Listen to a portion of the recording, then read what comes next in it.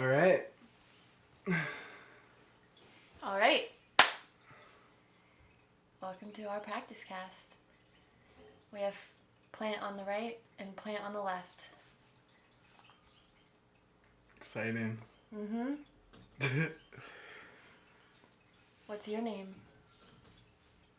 My name is Holden.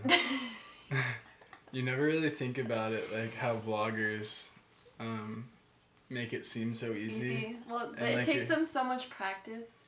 Well, yeah, and you watch it.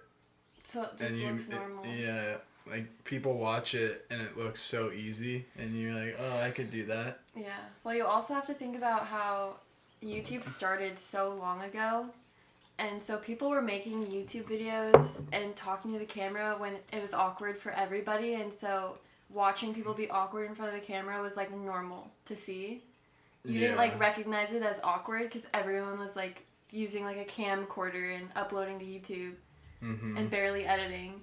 And then now it's like, it's people's full-time careers. So they've perfected the art of talking to a camera.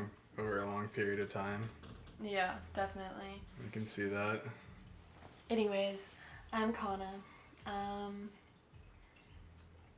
Nothing really about me is interesting besides that I just graduated college early and I'm from San Diego and now I'm in Santa Barbara, the two best places you could pretty much live in California.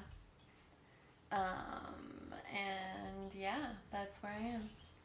Yeah, I'm Holden. I'm from here. I grew up here. After high school, I moved to downtown LA to go to FIDM, the Fashion Institute of Design and Merchandising, for digital media. But downtown LA was just a really unhealthy place for me. I needed to be near, the oceans and the mountains, and just being able to escape in nature. So I took a break and then I moved down to Costa Mesa, Newport area, where there I worked at a place called Surfside, and the majority of my time was just working and surfing and just living in a healthy way, and it was really helpful for me. And then after that, I moved back to Santa Barbara and just started going to the city college here and just continued working, going to school, and doing my my favorite outdoor activities. And then that pretty much led to COVID. Yeah, where we met. Yeah. But I totally, moving for you to LA and for me, I lived in the Bay Area for 2 years. And growing up next to the ocean, I grew up across the street from the ocean. You just went across the 101 freeway and you're at the beach. And every day I drove to school, I'd drive on the 101 to high school and whatever. And I'm sure it's the same for you. You grew up so close to the beach. And when you leave, it's just you don't know what to do with your time or your life. Because that's just your daily life is the ocean and the beach. At least for me and for him. I don't know. There's some people probably that don't feel the same, but they leave and they're fine with it. Yeah, it's just harder, especially in LA, where if you want to go do one of those things, you kind of have to dedicate a whole day to it. Yeah, and pay a lot of money, gas, and then there's traffic. In the Bay, there's so much traffic. The fucking beach is at least 2.5 hours away, and then it's so crowded. Mm-hmm. You can't even just relax, and it's freezing in the Bay most of the year, and then even when it's hot, it's still really windy and pretty cold. It's really beautiful, but it's just not the same. San Diego was almost tropical because it's right by Mexico, obviously, and as the years went on, it's gotten more and more hot and nice every year. Very temperate climate. It's even warmer than Santa Barbara for sure. You think? Oh, for in the sure. Summers? Yeah, San Diego. If it's hot there, it's hot here. San Diego. Vice versa. San Diego gets way hotter than it does here, overall.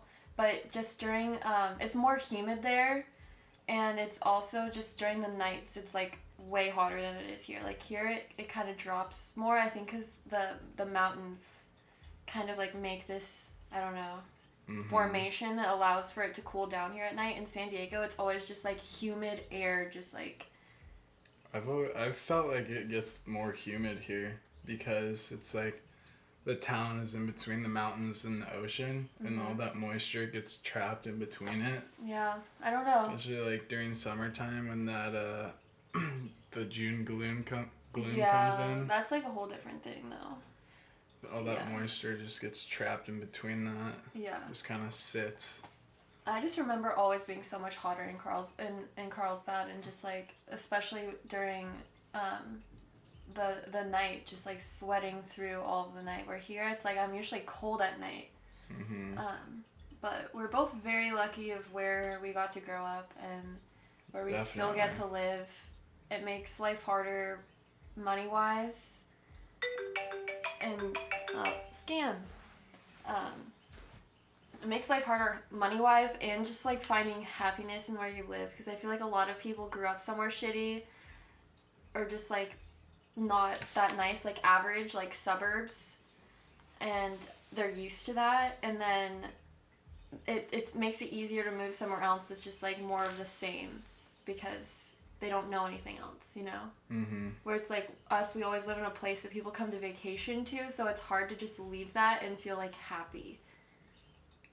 Yeah, I agree with that. Yeah, at least for me, it's like even if I'm having a bad day or like I hate my job or I don't know, I hate school, whatever I'm doing, it's like I can walk outside and be like, hey, like I live in the most beautiful place in the world. One of them, you know, so it's whatever.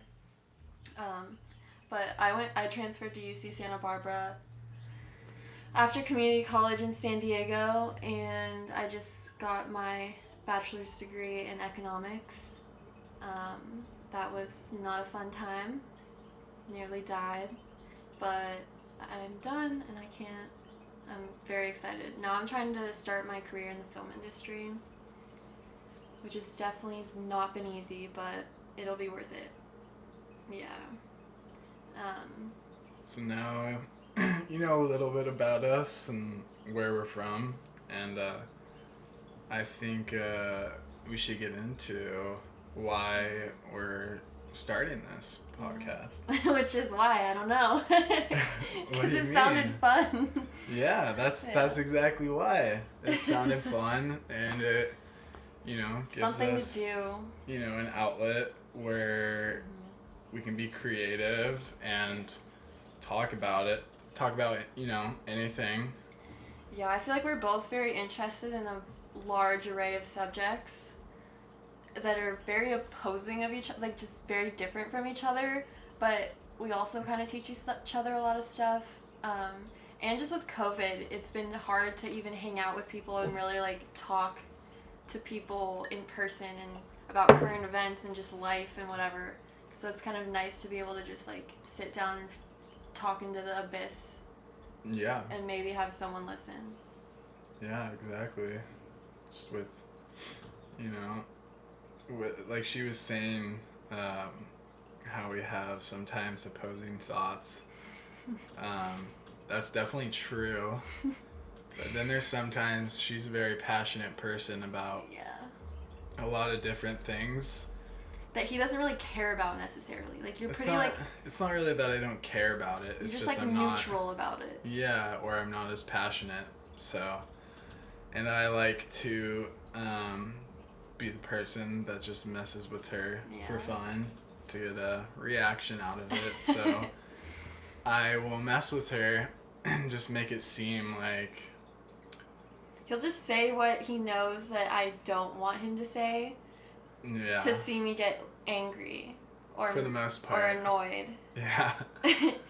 And it's like he knows what he's saying is like doesn't even align with his beliefs. That's why it like makes me even more mad, because it's like I know it's not true, but I mean it's not like mad where we're like yelling at each other, but it's just like annoyed, like frustrated. It's like a playful thing for me. Yeah. And sometimes I get really mad, but yeah, depends on the topic, but I kind of veer away from that now? No. It's not like I was the worst ever about it. No, just the serious stuff. Yeah. It really It's depends not- on what yeah. it is. Like, I can take, like, jokes about certain things, but there's just certain things, like, that I can't.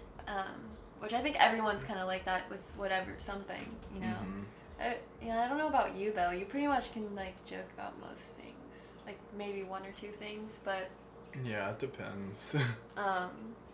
But we just recently watched Seaspiracy, which is a topic that we both agree on Yeah. and feel passionate about, I would say.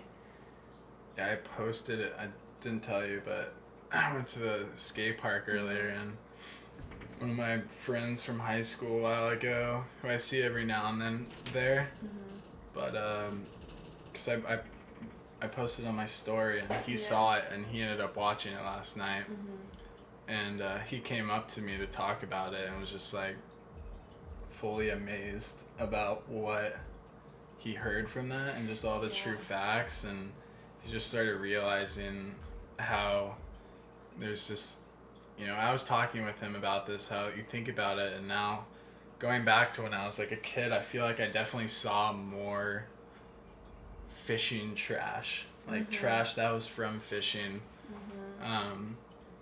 you know, rather than just like a smaller plastic bottle. Yeah. Like it takes up more, you know. Yeah. Well, I think I posted it on my story too, and someone that I know actually reached out to me and was like, "Oh, my friend worked on that film." Oh, really? Yeah, it was really cool.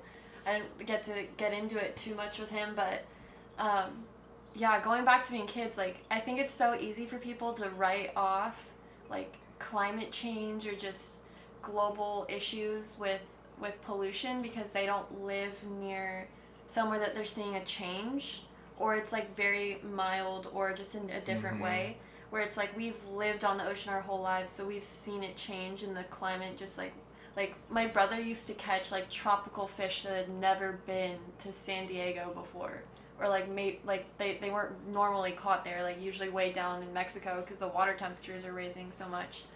And like Seaspiracy gets into how like overfishing can even have a reason to do with that, not just our carbon footprint.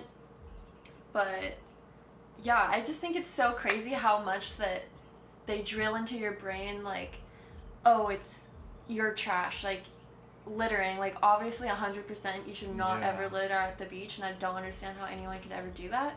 Or anywhere. Yeah, or anywhere, like, but, you know, sometimes things happen, like, I don't know, like, sometimes you do everything you can, and still, like, there's pollution, but the fact that the way bigger issue is fishing and, like, the nets and stuff, and they never talk about that. It's crazy how none of the, like, those safety Spokespeople. organizations and the ones that put the labels on cans and bottles that we get at the grocery store, none of them wanted to talk about it and got so riled up when they got asked certain questions about it. Yeah, they were all, basically the director goes and interviews people who run or are part of organizations that are about like not using plastic for the ocean, like straws and all that kind of stuff, like the biggest organizations you can work at. And whenever he would ask them, like, you know, you basically they can't call any fishing sustainable pretty much in our world today. It's just like nothing is sustainable. And when he would bring that issue up to them and he would say, oh, well, wouldn't you say instead of eating sustainable seafood to just not eat seafood at all, everyone would just fall silent and have no answer or response and act like he asked them like some crazy question that was hard to answer. And it was like, I feel like that's a pretty simple answer. I don't understand. Yeah. Besides that their money's coming from big fisheries, and so it's all this like guise of fake. And like none of them had an understanding of what sustainable even meant for them. Or just sustainable fishing, for that matter.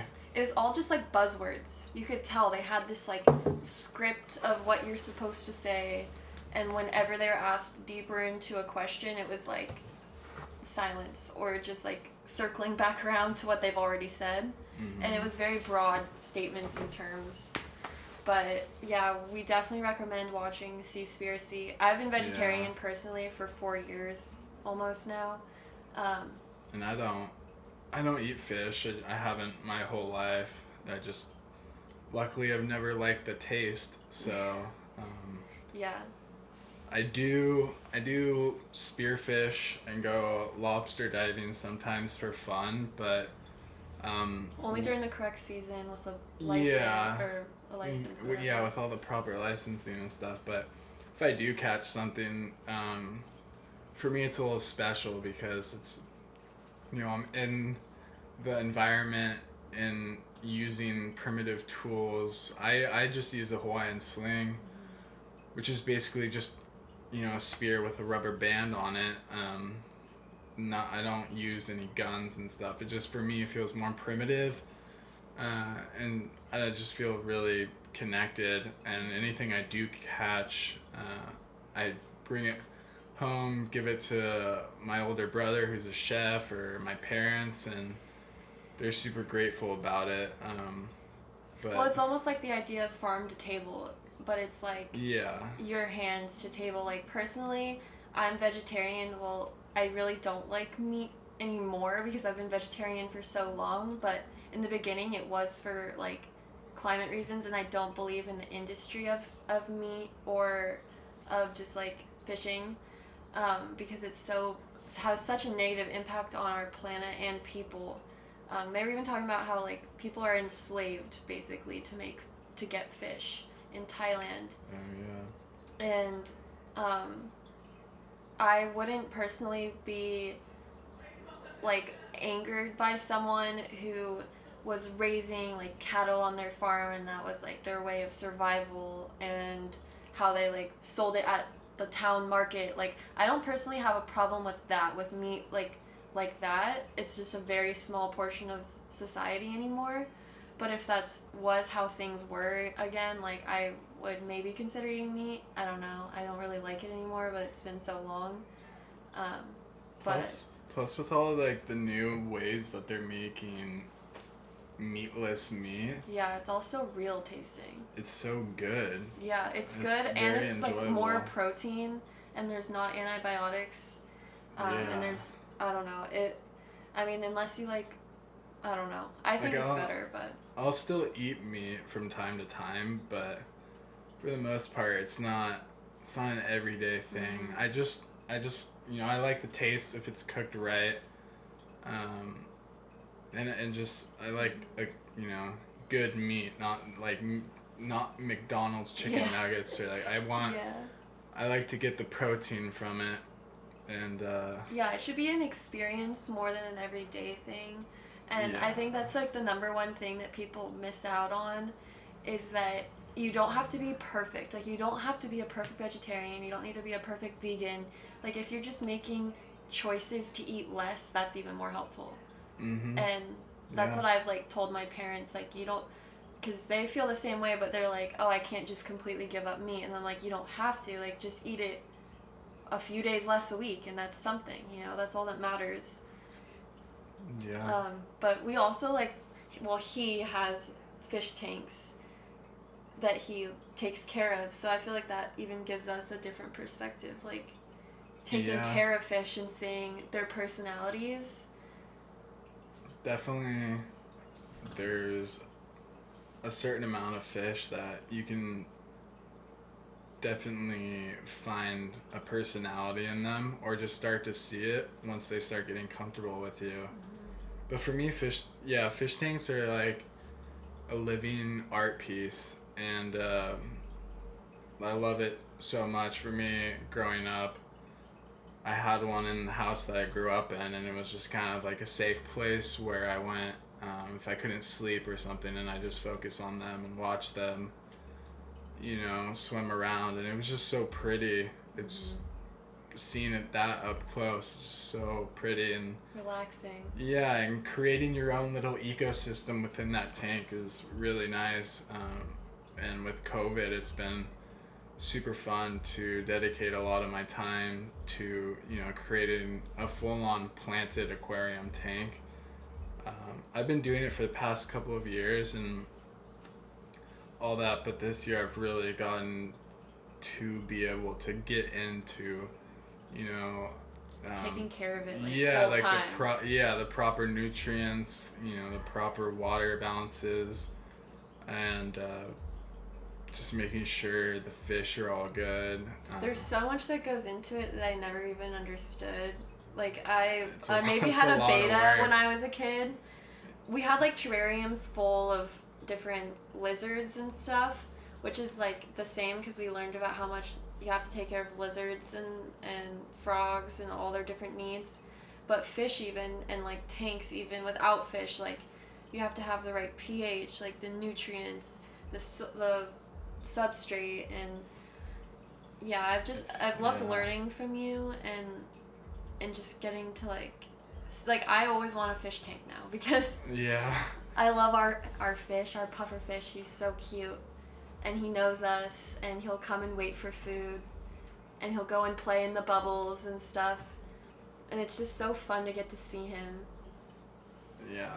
This is what he looks like. Yeah. We'll just put something up. Yeah. It'll be his face. Yeah, he's so cute. He makes us happy. He always watches me when I wake up in the morning because I sleep next to the tank, and he'll be like sitting there sometimes, and he'll wake up with like substrate on his stomach, like he was asleep on the 'Cause, ground. yeah, well, I found out when we got our first one that they do sleep, Yeah, which I thought was really interesting. yeah. Or like nap. I feel like there's always a thing of, oh, fish don't sleep. Fish have a 5-second memory. Yeah. They'll just swim in a bowl, and maybe that's like a goldfish. Yeah. But That's definitely false though. That's one of the Yeah. other things they touched on in Seaspiracy, how fish have a full-on nervous system and definitely feel pain, and they were saying that they can recognize, like, or they can feel sad when they see someone that, like, or another fish that's been in their tank taken out and, like, killed in front of them, that they'll feel, like, not, like, sad, but they'll release chemicals similar to, like, sadness, yeah. which is really sad. Like, nobody wants to kill a fish. That's sad. Yeah. But yeah, quarantine has honestly been really good for us for a lot of different reasons. Definitely. I've been stoked on quarantine. Yeah, the only like bad thing was losing my job, but I also hated that job. Yeah, and I felt the same way about my job. It was like bad at first, but then it was good. Yeah, Because for I me- made way more money than I ever would have working. Yeah, for me it was like, it was good. Well, I had gotten sick right before the whole shutdown happened, and now figured out that it was probably COVID. But I was out of work for 2 weeks, and then I got back for like 1 or 2 days, and then the shutdown happened, and I was just like surprised. But it was, it was nice for that first little bit while everything was closed down. Was making, like you said, more money. That was the best part of quarantine. Yeah, just being able to do, like, I was still in school at the time, so I was doing that online, but Yeah, being me able to too. do all my favorite, creative and athletic, sports that I like to do. And not feel guilty that you like should be doing something else or whatever. Because Yeah. nobody was doing anything, and Exactly. everybody. It was just nice to have a pause on like planning the future, because I feel like that's such a consistent thing, especially for people our age. It's always like, oh, what's next, what's after this, and it just gave me a time to be like, who knows, because nobody knows. So Mhm. And definitely in Santa Barbara, it was just like calm. it was not like everybody LA, No, because not I at went all. to LA and my parents were living there at the time, and it was like ground zero. You felt like you're in a movie scene. It was scary. And then you came to Santa Barbara, and it was like coming to I don't know, just like a beach town, and it was just dead. There was no one around. Yeah. So it was really nice. Like, everyone was still following protocols Yeah. and stuff, but it was just easier to get away, if that made sense. Like if you wanted to go on a hike, you'd see, not a bunch of people, but you'd see some people, but then you could fully just find a spot to yourself and escape, which would be nice. Yeah, until the LA people started coming to Santa Barbara. Well, once it started, like, they started closing stuff down in LA, and then in Ventura, and then beaches were so packed. busy. Never seen them that busy before. Yeah, that was not fun. Yeah, once they started closing the beaches, I was like, okay, really? This is really frustrating, because that's like all there is to do besides sit inside, and we'd already been sitting inside for so long. But I mean, they're kind of chill with the locals here. They can tell, like, people, they don't really, like, at least in Isla Vista where I was, if you weren't being, like, annoying, if you weren't in a huge group of people, they'd just, like, pass by you and be like, whatever. But if you were being, I don't know, obnoxious LA people, or just, like, in general a group of people, they would for sure cut you out. Yeah, I hope so. I never got to see it. Yeah, Isla Vista got crazy at some points, but I stayed away at those times. All parts, all the more, like, known beaches that are just easy to get to. Yeah. Well, and quarantine, like, basically was the reason we met, which is crazy to think. Well, I don't know. I feel like we probably would still have could have before. Yeah. But it gave us more time to get to know each other. Yeah, we got to know each other a lot faster and be able to have time to do stuff together. Yeah. To get to know each other. Because that was pretty much all we could do, was, like, hang out with each other, and we couldn't even go on a date. Like. Yeah, we went out to dinner for, like, the first time a couple weeks ago. Yeah, it was for my birthday. Yeah. Almost to a year of being together. And it still wasn't even in Santa Barbara County. It was in San Luis Obispo. Oh, yeah. Which is, like, even less people there than there are here, probably. So, but, yeah. The time was so fun. Like, I mean, it was stressful and there were bad parts, but looking forward now, I'm, like, less excited to have to go back and go to actual work and have just, like, the traffic already is so bad, and I feel like everyone's on one because they're just being, like, finally released more. We got lucky with our age.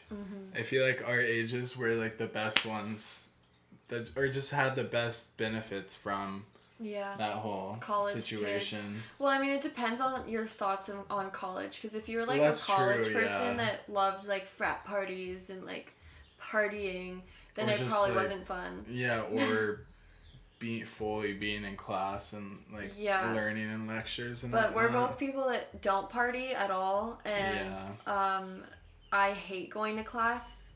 I think you're kind of, like, you like it. I mean, I don't really, but I definitely learn better, like, hands-on, person to person. But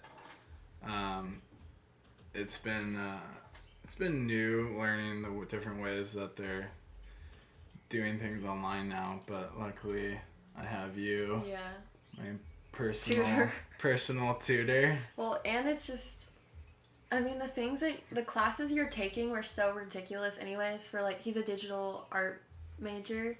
Or digital media.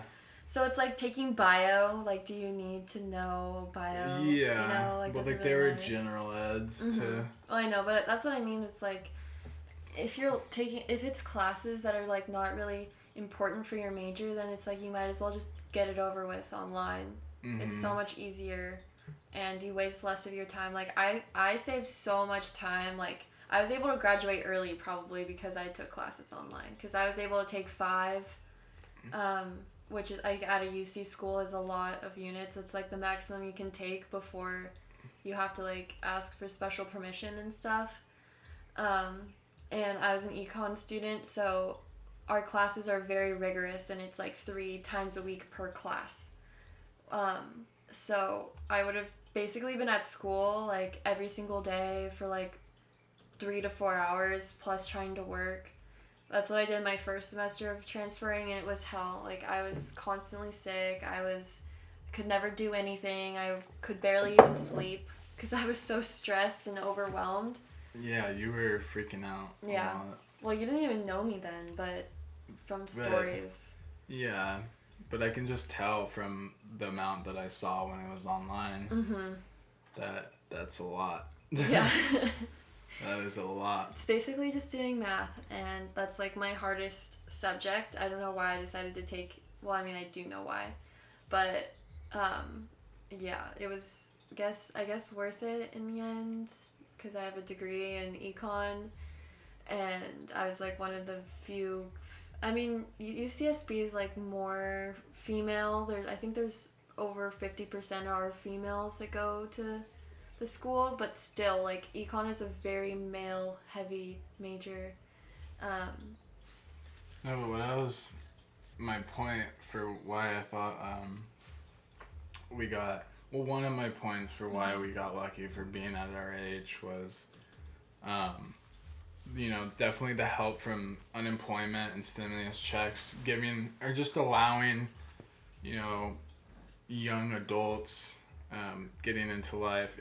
For me personally, I invested a lot of that money, and I told you about it. I wouldn't have had that chance. Like, I had a little bit invested before, but nothing close to anything that would make a difference either way. And now I have a little bit of a good head start for the future, which is really helpful. I'm sure there's a lot of people. There's just a lot of people. It's sad that don't really think about their future and who got that money and probably just spend it all on drugs or whatever. Yeah, alcohol. just stuff that will not not help you in the future. Yeah, or retain value or any of that. So. No, yeah, that's why I've been super excited about that. Agree. Yeah. That, for me, I've just started getting into investing, but just being able to build a savings where I feel, like, comfortable, just being able to have money where I feel like if something happened to my car or something happened to this, like, I would be okay. I wouldn't be, like, stressed out of my mind having no money. Like, I can get food and not feel, like, crazy stressed, which is such a nice feeling. When before it was like, oh, ramen again for like the 500th day because I can't afford to get anything. Yeah, we don't really spend our money on a lot of stuff. Like, I'll get if I need to, like, a new skateboard, or if I snap my surfboard, that's the one that really sucks. But for the most part, it's little, obviously groceries and main utilities, but and essentials, but like it's just like food. Yeah, I just bought my biggest purchase in a long time, which was it's an iPad, but I'm using it for work and I'm using it. But that was only like $400. Yeah, but still, that's like a big purchase to me. Oh yeah, no. Because I don't spend like a lot of money. Well, that reminds me, my biggest purchase I've ever done. What was it again? I got the TV. Oh, yeah. The TV. Yeah. It fits so well now. I forget that it's even new. Yeah. No, that was funny when you walked in with the... Oh, yeah. I was getting my kitchen fixed because I had gnarly pipe problems. And we got back with the TV, and the plumber's like, oh, you got a new TV. Yeah. I don't know, it was funny in the moment, but his pipes like burst and flooded his kitchen, and they literally looked so nasty when they took them out. They were like 50 years old, and it looked like they'd been underwater for like literally that long. They were, like, the plumber said they were 40 to 50 years old. This is what they look like. Yeah. Yeah, definitely really disgusting. But his TV, I'm glad you got to get that for yourself. Like, everyone deserves a treat. Like, my iPad was, I mean, it's for my work and a lot of stuff I want to do in the future with films. But it was also my graduation gift. You have more justification. I mean, when I moved from LA to Costa Mesa, I fully stepped away. I was never really felt like I fit in partying, but I got fully sober for a year there, and that's what I did for fun at like night and stuff. I'd watch movies or TVs, but that's like, I'd meet up with friends online and just play, and just ended up getting really good. At least I think so. Playing video games. So you Yeah, figured it out. yeah, exactly. When I'm not doing anything else, and so I've just kind of invested into that Yeah. because it's just like, why not? It provides. It's Well, just like You got the new Xbox, and you knew once you got that you would want the better yeah. TV, so that like it actually is worth it having the new Xbox because of. Well, I mean, it was already worth it because your old one was breaking, but. Yeah, the old one was destroyed. But for it was its, like like, 8 years old, but Yeah, but you could get the new Xbox, and if you had a TV, like if you had an old TV, it would there would be no difference besides just a little bit faster speed. You wouldn't notice any difference, which is why I upgraded. Mhm. So yeah, the new TV like actually lets it be at its full potential of like resolution and everything. And it's hard because there's not. This was like the cheapest one, and for the specs I was looking for, it was 900. It was like 850, but there's not a lot of other options because all of this technology is so new, like HDMI 2.1, and just all the different specs that they're putting into them. Mm-hmm. Yeah, I don't really understand it. Besides that, I tried to buy one for his birthday, and it was like over $1,000 for them, and I was like, what?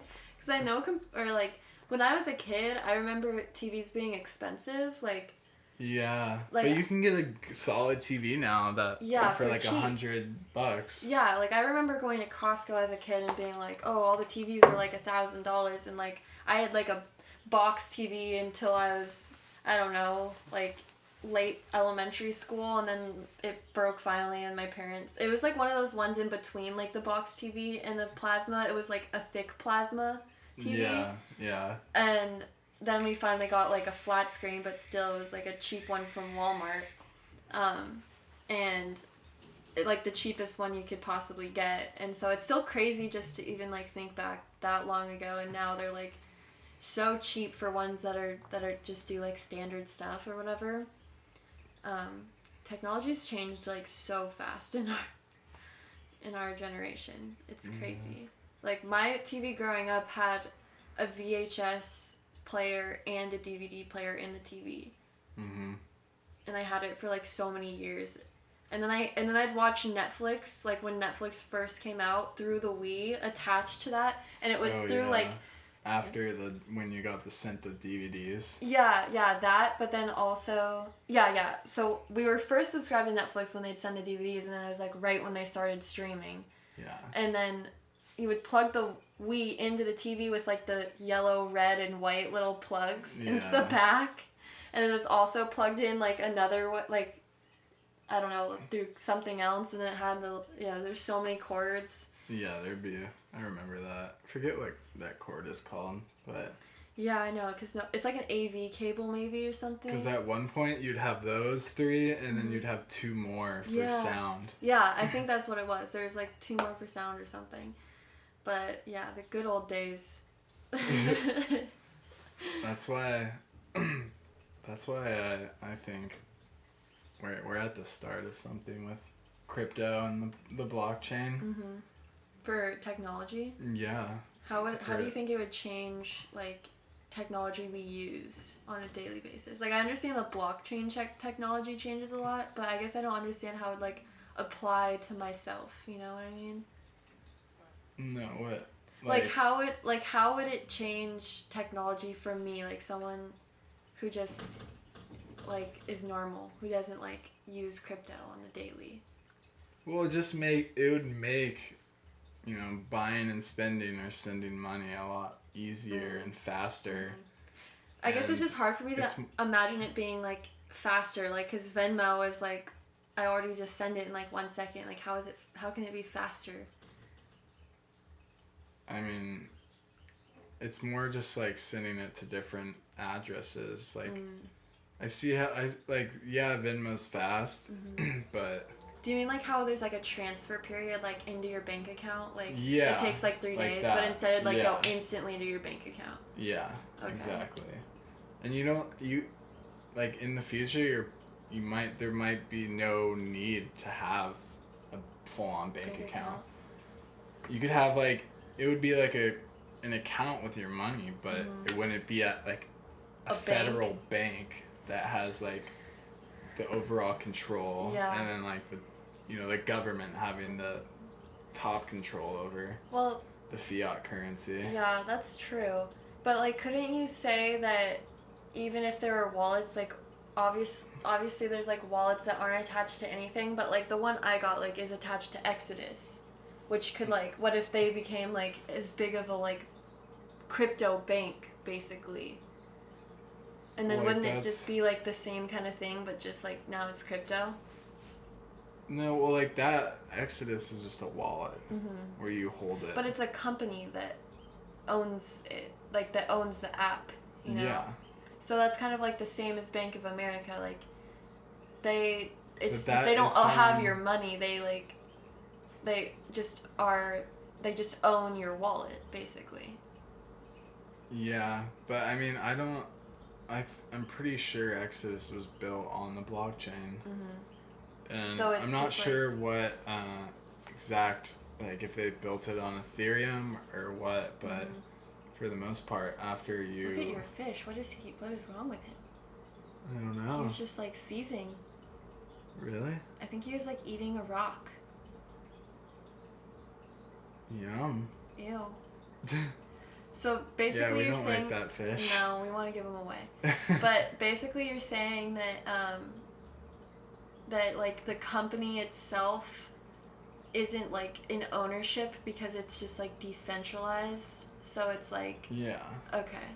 And that's just an app that you can That's just have. coded. Yeah. Interesting. It's hard for me to still like fully grasp my mind around everything. Yeah, it's just so new, and like, it's progressing. I can definitely see it fast being every day. a big thing because of the reason that all of our information and data is so sold off, and nothing's private anymore. Like Yeah. even my Like everything of yours, like you can keep it in a private area that won't be being accessed. yeah, because even like my professor who was like he taught monetary economics and he worked at the Federal Reserve of New York for like years. Oh, you did? Yeah, and he was saying even to us like it's crazy to me that banks can know exactly like what you're buying, like where you're buying from, when you're doing it, and like I'm pretty sure that there's laws that where they can't sell you that. I don't really know the laws on it. I mean, they could. I don't really know. But he was like, even him was saying, who was a part of the Federal Reserve, that he doesn't think that that's okay, that they should be able to get all that information out of you because in the long run, all it's going to do is like just market towards you as a person even more and just get you to buy more things. It just like feeds into capitalism more. Mm-hmm. Yeah, that's why I think I like it, because I feel like I have a sense of control over it, and it's not decided by the government what its value and potential can be, or how it can be used. It's more, that's like a collective thing from everyone that's using it. Yeah. Which So I it's more like. democratic in a way instead of like Yeah. monopolistic. Yeah. If you look at like the government, like a country's government being the sole owner, proprietor of money. But you could also argue, like when you're looking at economic models, that a lot of like what the government does is to stabilize the economy. So if you have an economy that's basically unregulated, which is like what it was before all these different like mechanisms were put in place by our government to help like stabilize things. So if we go back to just unregulation, could it potentially like just blow up the world economy? Like, I don't know. You would probably know more about that than me.